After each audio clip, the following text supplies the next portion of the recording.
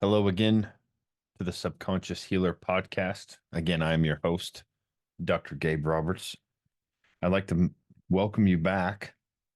Today, we are going to go into kind of the mind model a bit. We're going to start discussing what our mind is and how it works and some of the different parts of it in a little bit more detailed ways than you may have been taught in the past.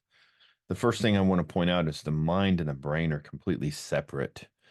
This has been well known for a long time, but again, if you look at the old model of Newtonian physics, the dogmatic belief that uh, plagues and influences all of our modern day science, our uh, academia, our healthcare system, whenever we talk about mind, they simply imply that it's just some kind of function within the brain. Basically, it's electro biochemical reactions that happen within the brain, and that's just all there is to it. It's something that happens within our skull, behind our eyes, and it stays there. It doesn't influence other people. It doesn't influence things in our life. It doesn't influence circumstances or situations or luck, and it doesn't influence our biology and our body function. However, we know that's not the case. And as we go through these podcasts, you will start to get more and more knowledge and more understanding of the sciences of this new model, the quantum physics model, and understand how mind and matter are one and the same, and our mind and bodies are not separate from each other. They're exactly one and the same. And this is one of the biggest things that we need to point out. The biggest lie that we've come to believe about ourselves and our true essence, our true nature, is that we are nothing more than a physical being composed of material, flesh and blood that is completely absent of any vital energy and separate from divine, separate from God, completely separate from that. And the truth is that divine power, infinite intelligence, all the powers, attributes of God are within us. They're linked into our subconscious mind. And to keep this truth from us about our real essence is not only enslaving, it's not only enslaving, but it is implies that we are simply finite beings, limited beings, living a linear life that doesn't have any real meaning. And like I said, in my last podcast, you are actually composed of quantum particles. This makes you a very powerful, multidimensional being who creates your own reality.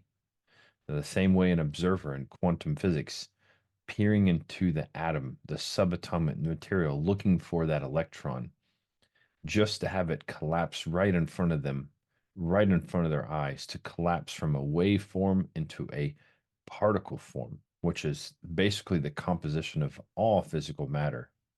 The physical manifestation comes to be when somebody observes it. All matter is the same, is done the same way in a much larger scale. We are actually doing this all of the time. Whenever we have luck not come our way, whenever we think situations have hit us, whenever we think we're victims and we say, see, this kind of thing always happens to me. Or it could be as simple as, I always catch colds this time of the year. Something like that. Um, Knowing my luck, the thing will run out. So we are actually influencing that on a much greater scale than we are aware of. And the science is proving that. So what you want to know is if you're going to begin to use this free energy, this infinite potential, collapse these waves of probability into events that would be synonymous with more meaningful experiences in your life, and you want to do it purposely. To achieve this, we need to have a look at how our mind works, how our mind operates, and then we can have the awareness of how it works to begin to understand how to put the pieces together to become the person that we want to be. First thing you need to understand, though, is that it's thought that creates our destiny. And if things go wrong in our life, it's an act of mind. The good things in our life start to change when we see how this thing called a mind works. And through this explanation, we're going to look at a mind model and observe really what's going on. We'll look at some of the specifics of, what causes people to have cancer in their individual lives. One of the things that I've done, I've mentioned before, being a psychosomatic physician, I've worked with a number of people that have chronic illnesses, and oftentimes they've had some kind of trauma. I'm not going to say oftentimes, I'm going to say every time they've had some kind of trauma that has led to the manifestation of that. Um, and why would a person, what would cause this?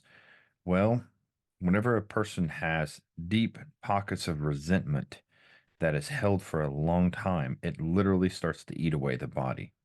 It literally starts to eat away the body. And uh, some of the most common feelings that occur to people that are responsible for creating illness are deep pockets of resentment, anger, guilt, shame, um, you know, criticism, anger, resentment, and guilt are some of the heaviest ones. Criticism long enough will lead to diseases in the body, such as arthritis. Like I said, it starts to eat away the body.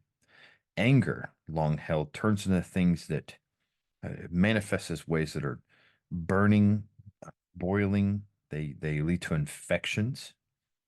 Resentment festers and will literally eat away at the self and can ultimately lead to things like tumors and cancer. Guilt, whenever a person feels guilty, and I will share some clinical cases as we continue on, they always seems to they need punishment. They feel like they're a person that needs to be punished, and therefore they're going to have some kind of chronic pain. Whenever you have somebody who has chronic pain, they feel guilty about something. In my book that actually gets launched tomorrow, I share the case of a doctor, Dr. Charles, a medical doctor who heard me talking on a podcast. Um, my message resonated with him. He contacted me, and he had bouts of chronic pain throughout his joints. Whenever we asked his subconscious mind to go into the details and share with us the very seed planting of where this chronic pain came from, he recalled a moment when he was a young child and he was holding his infant brother, and his infant brother slowly started to slip out of his hands, fell on the floor, and his baby brother hit the ground and started crying. And his mom ran in and immediately started criticizing young Charles.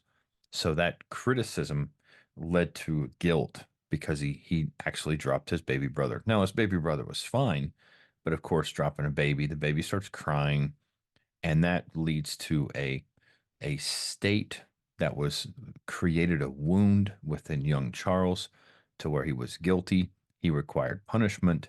His subconscious mind, which, as we'll see in a moment, is the most powerful goal achieving agency known to humanity. Its powers are just limitless on what it can do when it's pointed in the right direction.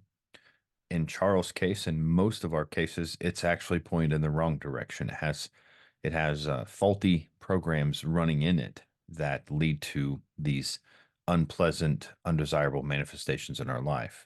So in Dr. Charles' case, he had guilt from dropping his brother, and of course that led to him having chronic pain his entire life. And as Dr. Charles and I talked even more, he actually became a medical doctor looking for a way to get rid of this chronic pain.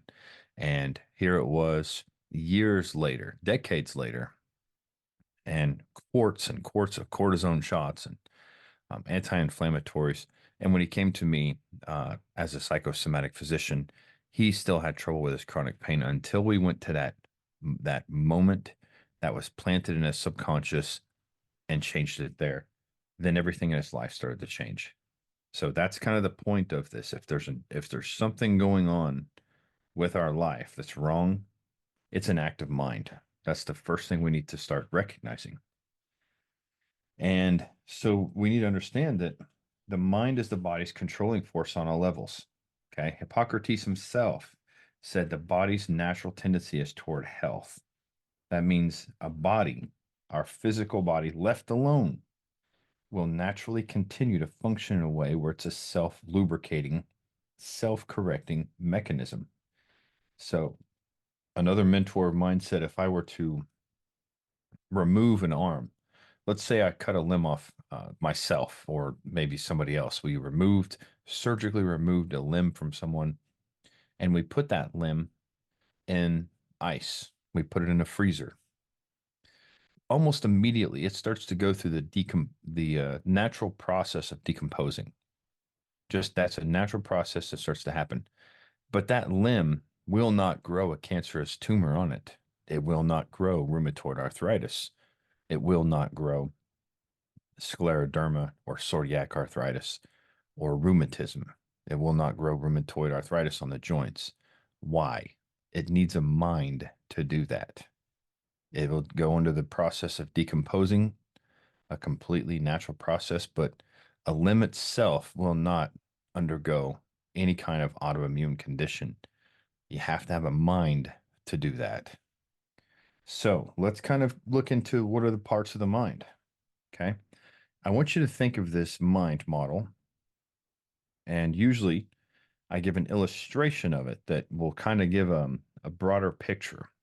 So, for this illustration to work through a podcast, I simply want you to use your mind and imagine, if you would, an ostrich egg. Imagine an ostrich egg in front of you. Actually, these are, pretty good size. These are quite big for eggs. I believe it's one of the largest eggs in the world. It can feed a good handful of people. And if you could just see it in your hands, it'd be a good size egg. This ostrich egg represents our subconscious mind. And now I want you to picture something much smaller, a hen egg that's actually inside of this ostrich egg at the very top, like it's floating at the very top of this ostrich egg. So an ostrich egg with a hen egg inside of it, that's at the very, very top. These two eggs together with the hen egg inside of the ostrich egg represent our mind. The ostrich egg's the subconscious mind. The hen egg represents the conscious mind. So, as you can see from this, one is quite larger than the other. Now, that's just kind of an illustration so you have a picture in your mind. In reality, if the hen egg was our conscious mind, it would have the power of an automobile engine. We'll just arbitrarily say that. Our mind understands metaphors really well. Okay, if we can understand metaphors, we can understand concepts much easier, especially our subconscious. So I'll give you a lot of examples and metaphors to kind of work with. But let's say that hen egg, which is our conscious mind, has the power of an automobile engine.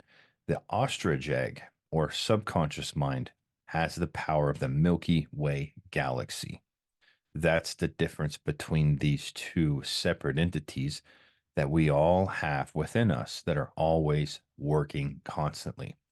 And yet, it's something that's poorly understood by most people. Even psychologists have a very poor understanding of this themselves. Every psychologist I've ever worked with, including ones that are in our university or have been trained by us in the past, have such a little understanding of themselves that oftentimes the ones that I've worked with, the ones that I've met, are often plagued with autoimmune conditions themselves. And when they understand this mind model and they understand how to start changing things, their rheumatoid arthritis goes away. So I've seen that myself, and it's just a demonstration of how even a person going into the field of psychology can still have so little knowledge about themselves. Nonetheless, they're clients. So let's look at that model in our mind of these two eggs together. The conscious mind is the hen egg inside of the larger subconscious mind, which is the ostrich egg. And we have to understand it's thoughts that create our destiny. If things go wrong, it's an active mind. So as you begin to look at this mind model image of how our mind, our body, our spirit work together to affect health. This graphic kind of helps paint the mind model for you. So take a moment just to kind of see those eggs inside of your head, inside of your mind, inside of your imagination.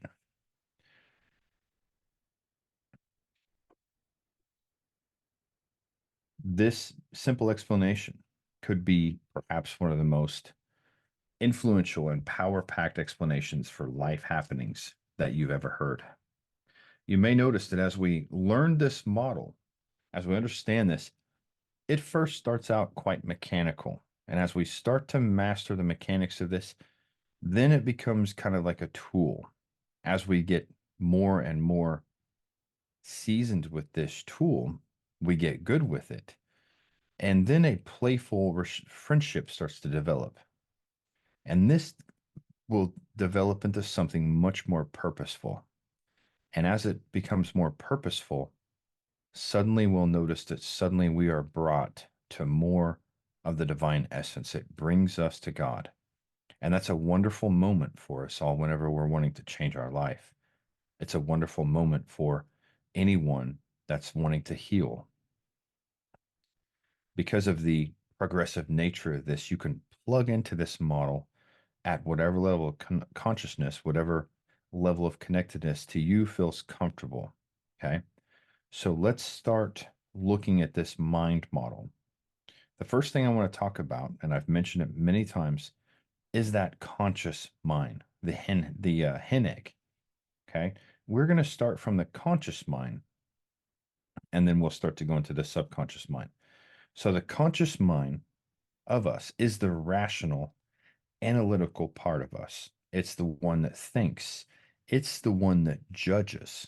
It's the one that um, is the rationalizing, thinking mind. Um, if you were to put a metaphor to this, the perfect metaphor would be the character from the Star Trek series, Spock. When we think about the character Spock from the old school Star Trek series, and even some of the newer movies, when you observe Spock, he made us feel very aware of the incredible decision-making powers that the conscious mind has. So he's a perfect representation of the conscious mind. He can offer any logical explanation in explicit detail for anything and everything. Incredible analytical ability. Anyone who ever watched a few of those episodes knew how powerful his incredible logical decision-making power was. But you'll also notice there's something missing. Spock was missing something more important than any intellectual ability. He was missing heart. He was missing emotions. And one of the things I want to point out about rationality, the rationale means rational lie. If you look at the word itself, rationale means rational lie. Our conscious mind is the only part of us within our head that speaks to us in our verbalization. When you hear the voice in your head, that is your conscious mind. When you hear the words being spoke to you about things inside of your head, that's your conscious mind. And it's a rational mind. That means it's a rational lying mind. Rationality is very important because humans have to have a reason for everything.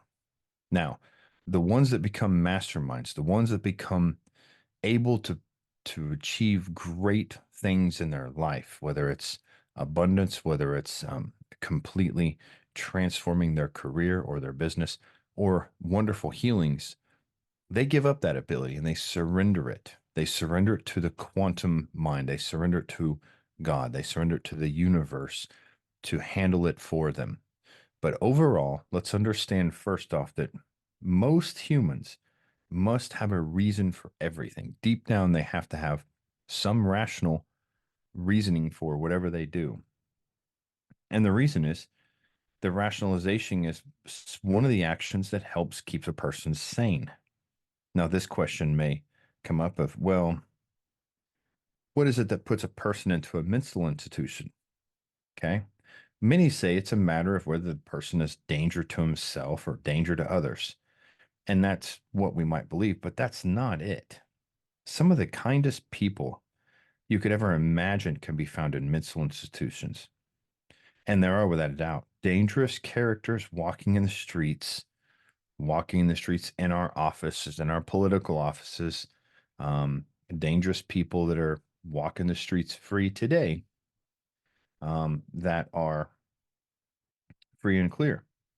So the answer is not quite that. The answer lies in a person's ability to rationalize their actions. As long as a person can rationalize his or her action, that person is nearly found sane by all professional measures. And let's just give an example of this.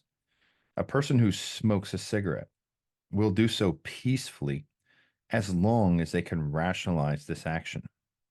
A smoker will say they smoke because it's relaxing and maybe even helps them focus. You ask a person, that's very poisonous for you. It's not good for you. It's a bad habit. It's toxic. It leads to cancer.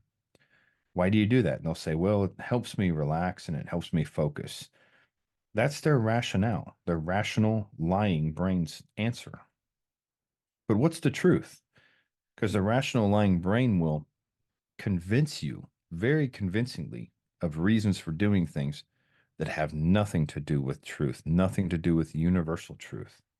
So in this case, what is the truth? Well, cigarettes raise blood pressure 17 to 20%, and they'll actually increase hand tremors as much as 300%. Well, that's not really relaxing at all. So, how about focus? Well, cigarettes require using a hand.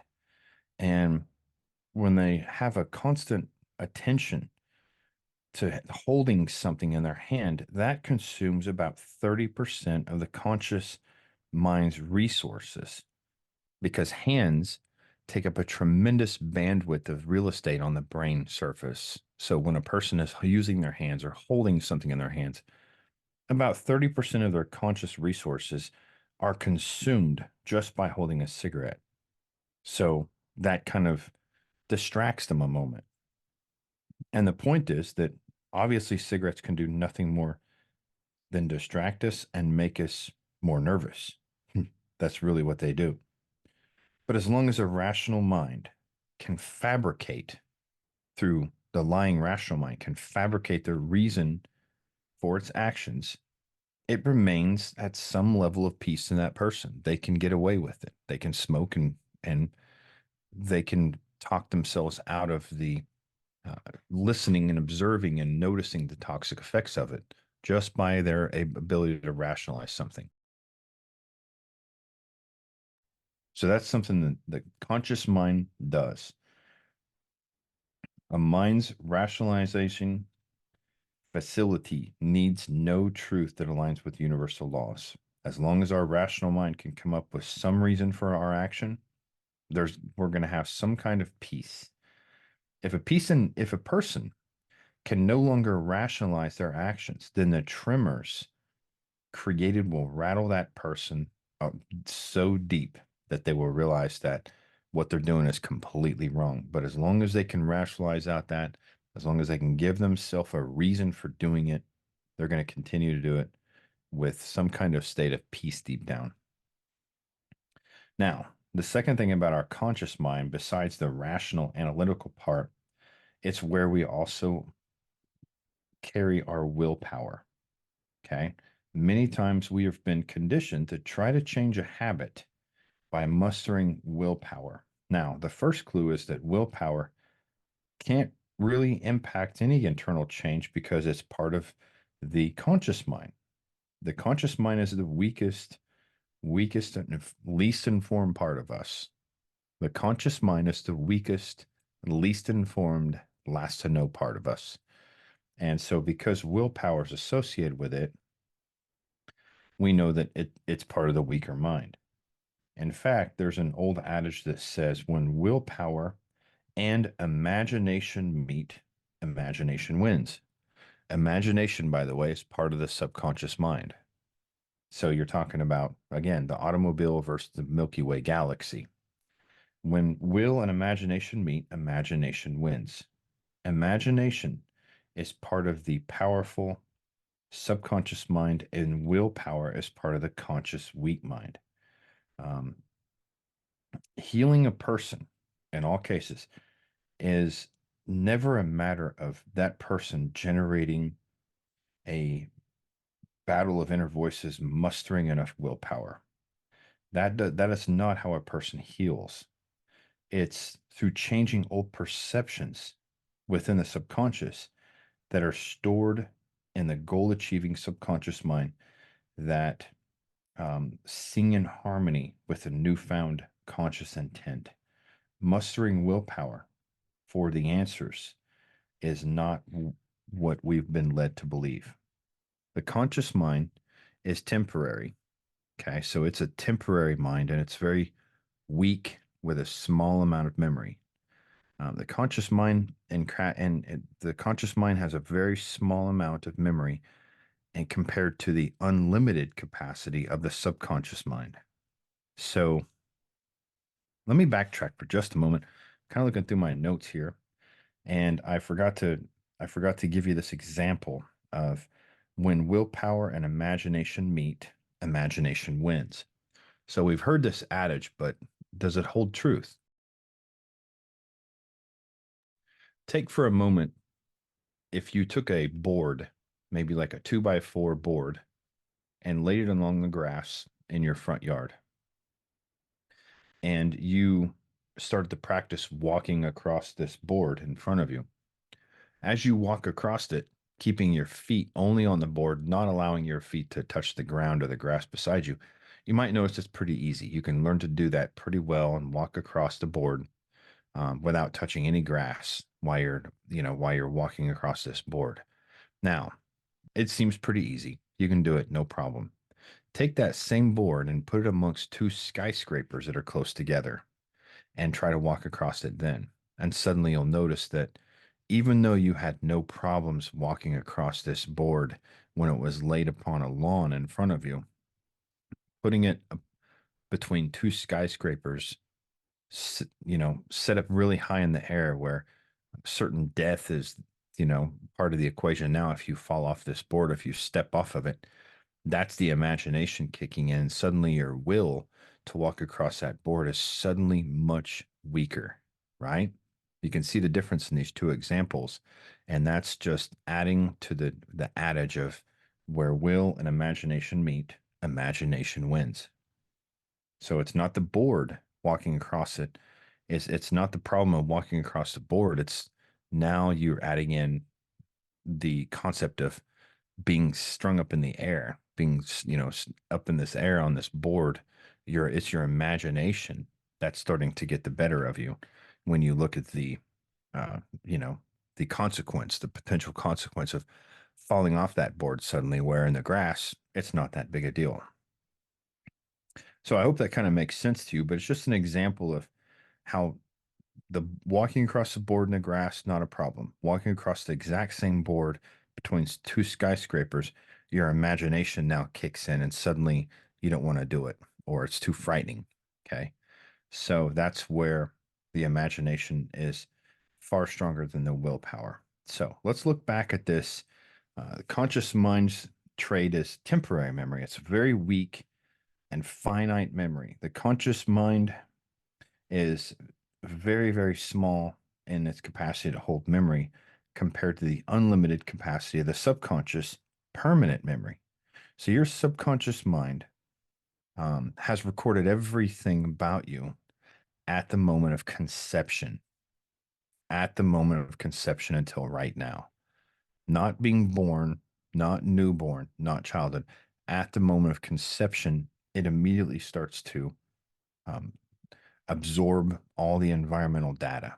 Okay. And the one thing about the subconscious mind is its foundation.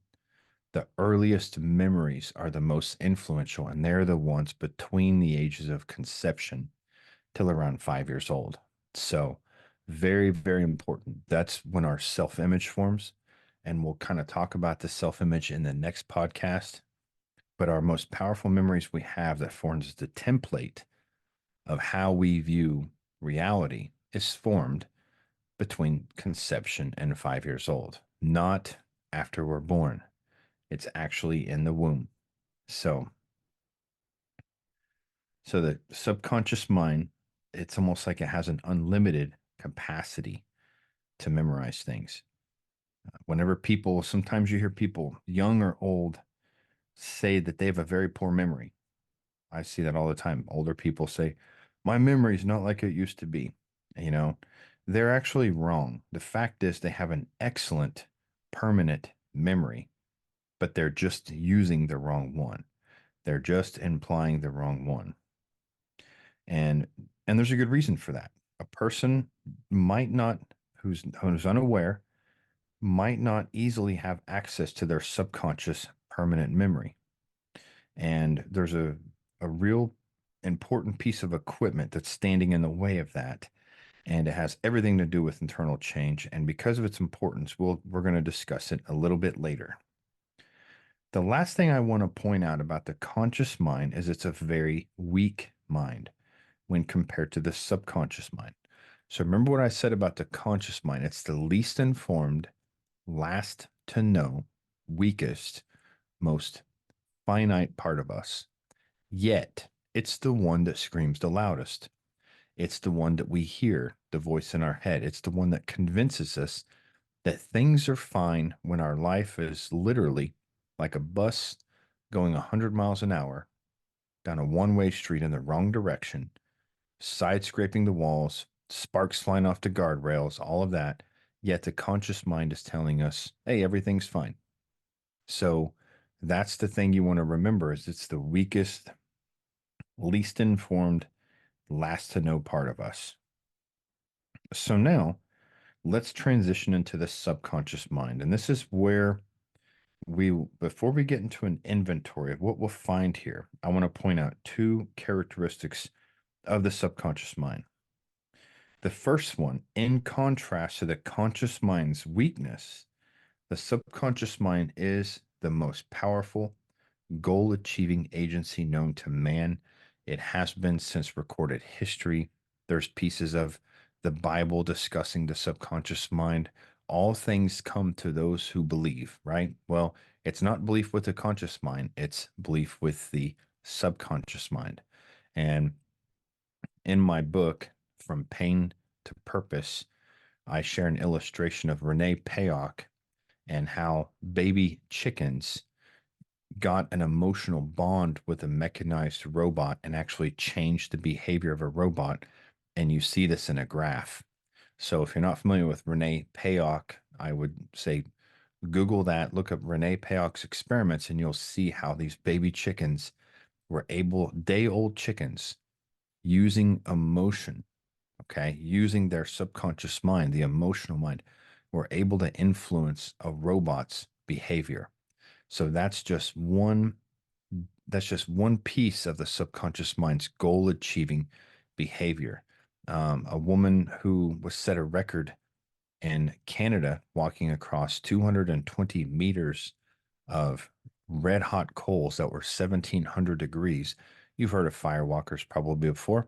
How can people do that? How can they walk across 220 meters, 1700-degree red hot coals? In the end, their feet are not burned. Well, it's because their subconscious mind is in a particular state, and it's the goal achieving agency that controls the entire body. They can walk across that, and their feet are literally not harmed at all. One of my mentors did this experiment. He tried firewalking 3 different times, and the first 2 times were kind of disastrous. The one time he wasn't really in the mood, but he did it anyway. His feet kind of got burned. The second time he was with another person who was influencing him in the wrong way. His mind was kind of off, but he went ahead and did it anyway, and his feet got burned. The third time he tried firewalking, and by that time he had given up. He didn't want to do it anymore, but something told him to do it this time. And he was actually with Tony Robbins when he did this, And he put himself in a state where he walked across these red hot coals. And my mentor said this: it felt like crunchy cereal under my feet. It felt like his feet were actually on crunchy cereal. Can you imagine just red hot coals feeling like just nothing but crunchy cereal under your feet? How does that happen? Because your subconscious mind is limitless in its power, the most powerful goal achieving agency known to humanity. And when you put the right program in it, it can do anything in your life. Lifting a car off a person, healing, creating massive abundance in your life, creating massive change in your life, obtaining the happiness you want, the health that you want, healing from any kind of chronic illness is all done through the power of the subconscious mind. That's where the true healer lies within. And that's why all the powers, the attributes, and traits of God are within that part of us. So, the first thing about the subconscious mind, the most powerful goal achieving agency known to man. The second part, and this is the part that you really want to grasp. It cannot judge a single decision inserted into it. It cannot judge any decision. Judgment is a conscious mind's function. The subconscious mind is more like a mold, more like fertile soil. It'll grow anything that's planted, no questions asked.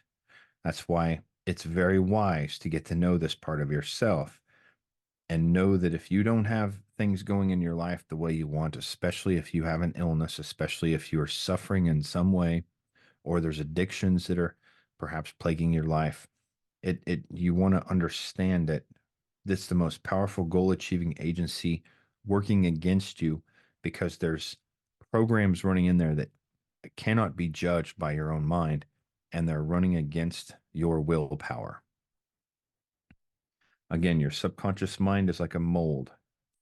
So, as we continue to go through the subconscious mind's more traits, understand that part of it.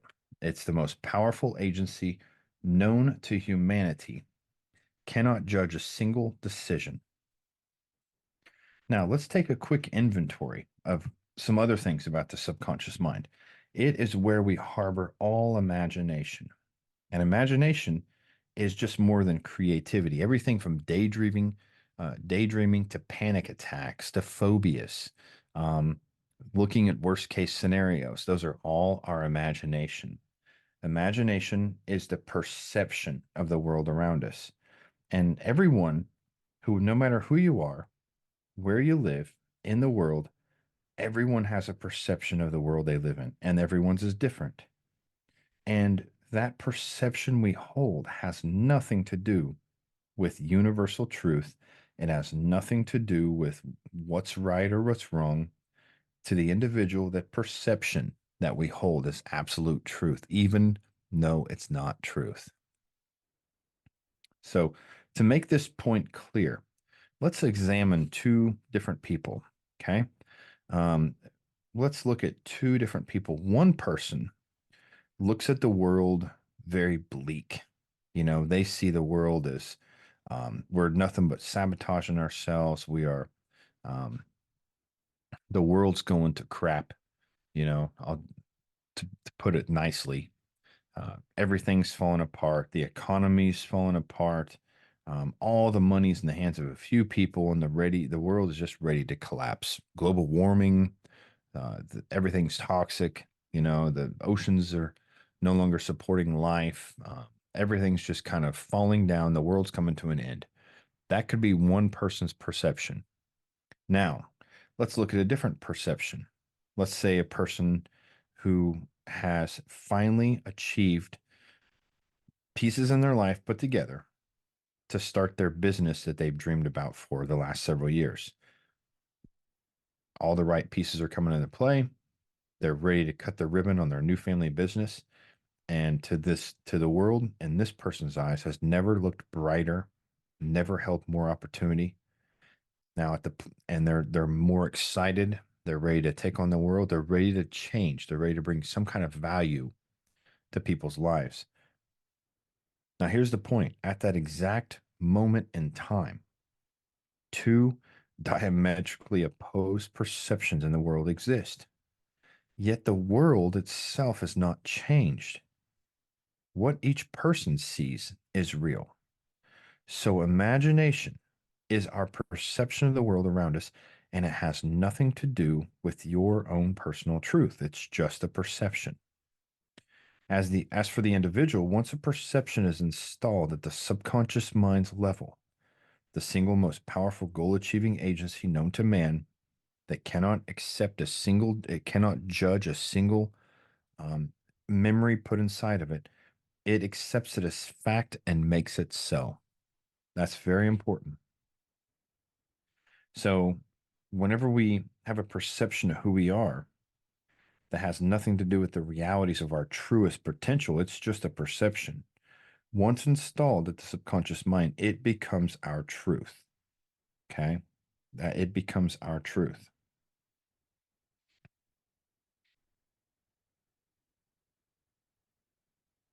And every one of us on earth holds a perception of what we are worth, what you deserve from life, how you deserve life. Do you love life or do you see life as threatening? Do you love yourself? Do you truly love yourself? Can you look in the mirror and tell yourself, I love you. I really love you. Look in your eyes and say that. Are you able to do that? Well, if you start getting a feeling or emotions come up or it starts to feel very uncomfortable, that's a disagreement with something planted in your subconscious mind. So each one of us have perceptions of what we're worth, what we deserve in life. Perceptions that athletes may have is how far up the all-time list of player achievements they belong. You know, how many achievements they are going to accomplish.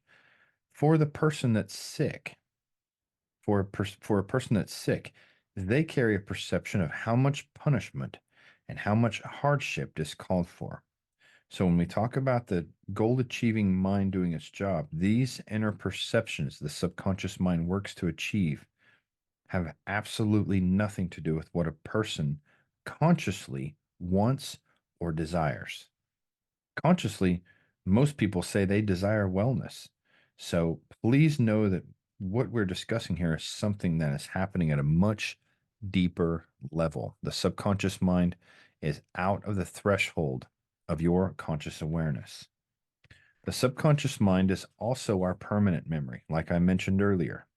Everything that's ever been recorded, everything that's ever happened to you from conception on has been recorded and stored through the channel of your five senses, what you can see, hear, feel, smell, and taste. The next thing about the subconscious mind is that it's emotion, all emotions, good and bad. The subconscious mind is also your feeling mind. So, although this means everything that you feel, every emotion, good and bad, is the subconscious. And one of the things I want to talk about is something called psychoneuroimmunology. And this is a growing field of science that has a large contributing from Candace Pert. Her work has shown that whatever affects us emotionally also affects us physically. And psychoneuroimmunology, or actually more accurate, is psychoneuroendocrinology. Okay, endocrine immunology. What a tongue twister, right? But it simply states that the centers in your brain that are responsible for your emotions are same of they're part of the same apparatus that regulates your nervous system, regulates your hormones, and regulates your immune system. So a person that has whatever happens to them emotionally will automatically influence their nervous system, their immune system, and their hormonal apparatus. So one of the first things that I like to point out is whenever a person has things going on in their life that they do not like, something is they're getting results that they do not want, results in their happiness, results in their wealth, results in their physical health. The first thing to point out is they are emotionally involved and some kind of negative idea. Now, likely that idea wasn't your fault. It wasn't your, it happened to you when you were so young. You didn't have the defenses to protect yourself, and you didn't have the say so. You didn't have the self awareness to reject the ideas or disagree and choose to think about something else. So, if you're emotionally involved in some kind of negative idea, those negative traits weren't your fault, but here's where it is your responsibility to start to change it. Choose where you put your feelings towards. You have a choice in some manner to decide what you get emotionally involved with. And it can be as simple as when an idea comes in your head, when someone says something or something in your environment triggers you, you can start to tell your brain this question: is this something I want to get emotionally involved in? Is this something worth getting emotionally involved in? Because if you get emotionally involved in negative ideas, I promise you, you are not going to progress. You're not going to be able to change. You're not going to be able to think greater and do better than your present circumstances. So, therefore, nothing is going to change. The last thing I want to tell you about the subconscious mind is it's the protective mind. It protects us from dangers, real or imagined. And that's what phobias are all about. So it protects you. It comes to your aid, and whenever you're in need, it gives you these little hints, these little sensations when something isn't right, when you're, in potential danger. It's also the part of you that signals whenever um, something in front of you is not to be trusted. A person shows up in front of you is not to be trusted.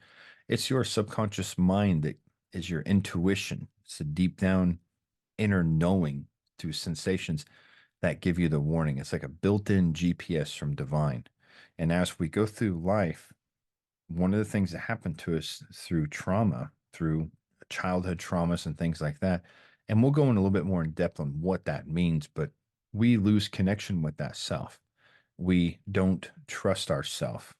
We lose um, we lose the operator's manual of that internal GPS, and we listen to the rational lying brain. So one of the last things I want to point out here is that we have another part of us that's a very important piece in our conscious mind. It's not our subconscious mind, it's our conscious mind, but it takes orders from the subconscious mind. And that is what's called the critical faculty. It resides in the conscious mind, but it takes orders from the subconscious mind. And this is the part of us that we have to get to know. If we're going to change, we have to learn about this part of us and learn how to bypass it. Okay. The most powerful goal achieving agency known to man cannot judge a single suggestion put in it. So, this is a vulnerable combination. The critical faculty's job is to protect what's already there. It protects what's already there. It's protect this vulnerable nature of the subconscious mind. And it stops every incoming suggestion from the outside world and stops it in its tracks, and it compares that new incoming suggestion with every perception that we hold on the subject. If the new suggestion is not in harmony with the old perception, the critical faculty's job, one it does incredibly well at, is to reject that idea. It's like a mirror reflecting light.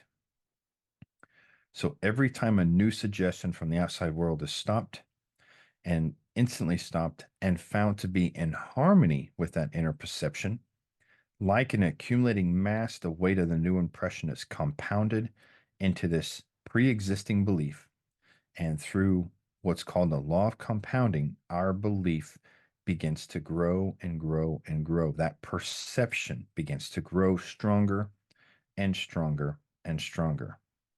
In this way, a person's subconscious mind works to manifest perceptions with increasing or decreasing enthusiasm over time, depending on the life's accumulating experiences.